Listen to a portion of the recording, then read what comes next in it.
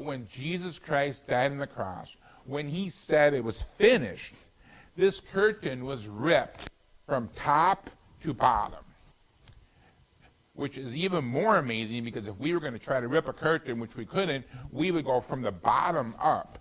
But God did the impossible. And then there was a huge earthquake. And remarkably, the graves opened of saints, and they appeared in the city. This doesn't happen every day, does it?